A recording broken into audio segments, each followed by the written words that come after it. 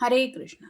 आज का टॉपिक है किसी को बहुत पसंद है आपकी कुछ बातें, तो क्या हो सकती है वो बातें, ये जानने की कोशिश करेंगे आज के रीडिंग से। जनरल रीडिंग है, टारो में से लेंगे 4 कार्ड्स और ओरेकल में से लेंगे 10 कार्ड्स। तो शुरुआत करते हैं कार्ड शफल करके।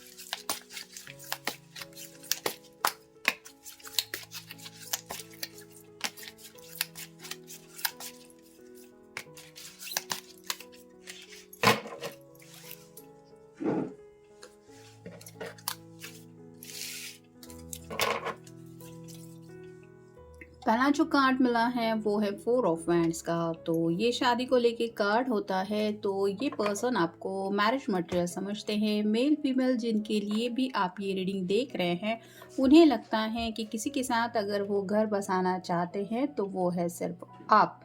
यानी कि काफ़ी ज़्यादा परफेक्ट मैच उनको लगता है जब भी आपके साथ ये अपने आप को इमेजिन करते हैं।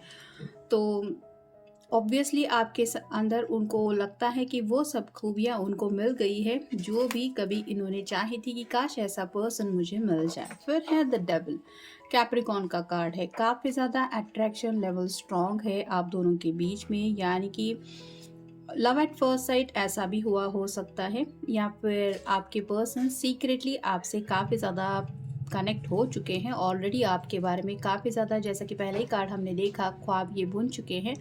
और आप कह सकते हैं कि आपका ही ख्याल इनके दिलो दिमाग पे बेहद छाया रहता है। आपके लुक्स को लेके भी हो सकता है, ये काफ़ी ज़्यादा आपको पसंद करते हैं। थोड़ी सी सेक्सुअल एनर्जी है, मतलब आप स्टाइलिश भी हो सकते हैं। फिर है जस्टिस, लिब्रा का कार्ड है।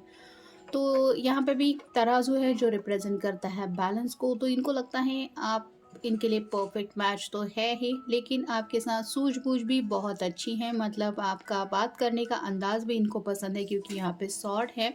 और साथ ही साथ उनको लगता है कि आप अंडरस्टैंडिंग नेचर भी रखते हैं या रखती है, मतलब समझदारी भी है आपके अंदर, जो भी इनको लगता है कि तारीफ के काबिल है। और फाइनल कार्ड है क्वीन ऑफ पेंटिकल्स और साइन है। तो यहाँ पे जैसे क्वीन के हाथ में ये पेंटेकल है, यानी कि फैमिली इसके लिए मैटर करती है। तो उनको लगता है कि उनकी फैमिली का अगर कोई बेस्ट ख्याल रख सकता है तो वो है आप। यानी कि आपको एज अ फैमिली पर्सन भी वो देखते हैं। मतलब उनको लगता है कि मेरी फैमिली में अगर कोई सूट हो सकता है तो वो है ये पर्सन। यहाँ पे पेंटेकल रिप्रेजेंट करता है कि आपका खर्च करने का तरीका भी उनको पता है। मतलब आप सोच समझ के खर्चा करने वाले इंसान हो सकते हैं। साथ ही साथ आप सबके बारे में सोचते हैं, घर वालों का वगैरह भी ख्याल आपके दिलो दिमाग में छाया रहता है। उसके बाद ही आप अपनी खुद की ख्वाहिशों को इम्पोर्टेंस देते हैं। ये बात उन्हें काफ़ी ज़्यादा पसंद है। उनको ऐसा लगता है आप अगर उनकी ज़िंदगी में शामिल हो जाएंगे तो यही थॉट्स आपके उनके लिए भी रहेंगे, यानी कि उनको भी वही इम्पोर्टेंस मिलेंगे जो आप अपने घर वालों को देते हैं। फिर है phone, text, phone call, communication. तो यहाँ पे आपसे जब भी बातें होती है ये पर्सन दिल से आपसे कनेक्ट हो पाते हैं, क्योंकि आपके टेक्स्ट के ज़रिए भी इनको आपकी फ़िक्र, परवाह, वो कंसर्न महसूस होती है। और ये जो केयर वो फ़ील करते हैं कि आपको उनका ध्यान है या फिर आपने इनका उनके बारे में सोचा, ये बात उन्हें बेहद ज़्यादा पसंद है। साथ ही साथ आपके बात करने का अंदाज़ इनको बहुत पसंद है। मतलब ये सामने से इंतज़ार करते रहते हैं कि कब आपके साथ इनकी बातचीत हो।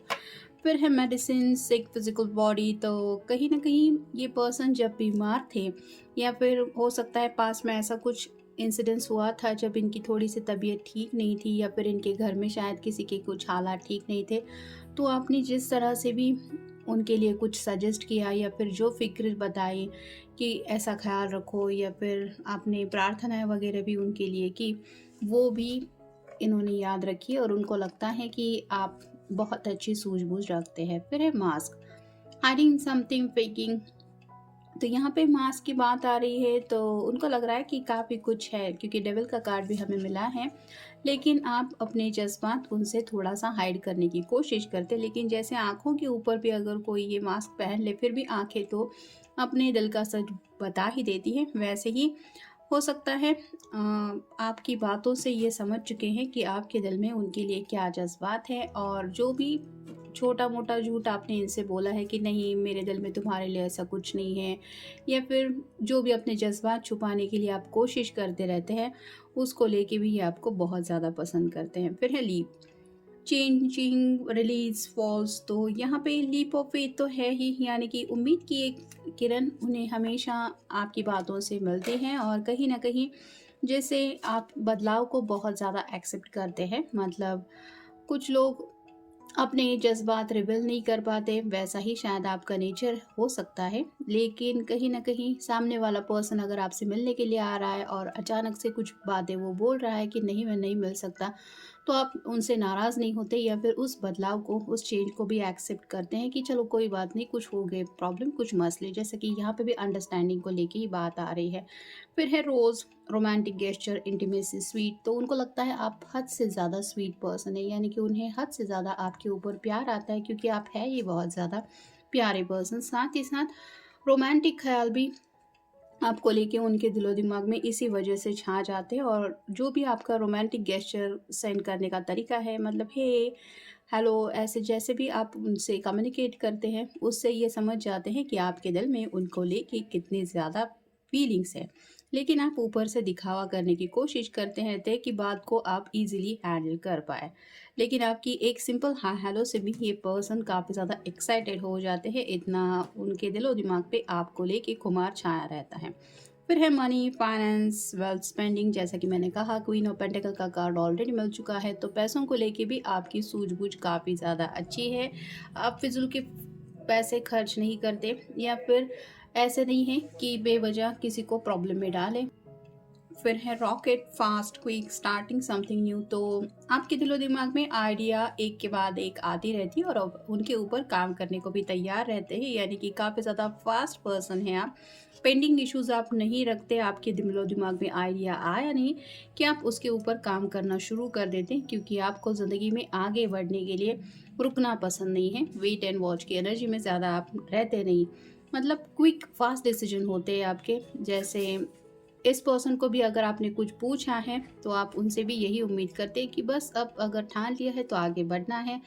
फिर है ट्रॉफी, सक्सेस, अचीवमेंट, लीडर, तो यहाँ पे उनको लगता है कि आपके अंदर लीडरशिप की क्वालिटीज़ हैं, यानी कि आप दूसरों को भी जो गाइडेंस देते हैं वो उनके भी काफ़ी ज़्यादा भले का होता है। साथ ही साथ अगर आपके दिलो दिमाग में कोई आइडिया आई है सक्सेस को लेके, तो वो काफ़ी हद तक सही रहती है, क्योंकि आप ऑलरेडी एनालिटिकल स्किल्स रखते हैं, यानी कि सूझबूझ तो काफ़ी है ही, लेकिन पैसों का भी आपके दिलो दिमाग में एक कैलकुलेशन चलता रहता है, जिसकी वजह से आप सक्सेस भी हासिल कर चुके हैं। या फिर दूसरों को भी अगर कुछ सजेस्ट करते हैं कि नहीं तुम्हारे लिए ये सही रहेगा, तो उनके लिए भी ये अच्छा रहता है। मतलब आपका सजेशन करना या फिर बिना स्वार्थ के दूसरों की हेल्प करना भी उनको पसंद है। फिर है ब्लॉक्स, बिल्डिंग, एफर्ट्स, वर्क, तो आप डेडिकेटेड रहते हैं, यानी कि जो काम आपने हाथ में लिया है उसके लिए अपना हर बार बेस्ट देते हैं, और बेस्ट रिजल्ट के लिए आप अपनी तरीके से पूरी कोशिश करते हैं। मतलब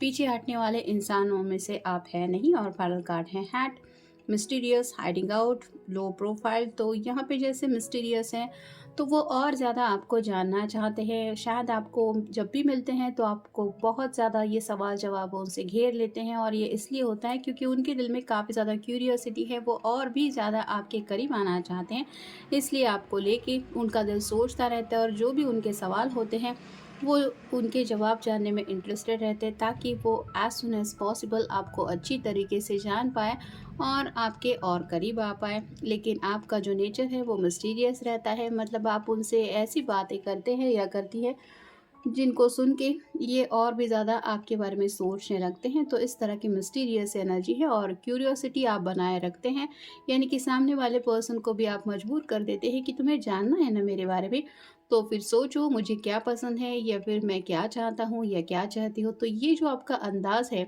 वो भी उनको बहुत ज़्यादा पसंद है। तो ये था आज का रीडिंग, जनरल रीडिंग है। आपके साथ जितना रेज़ोनेट हो उतना ले लीजिए। मिलेंगे नेक्स्ट रीडिंग में।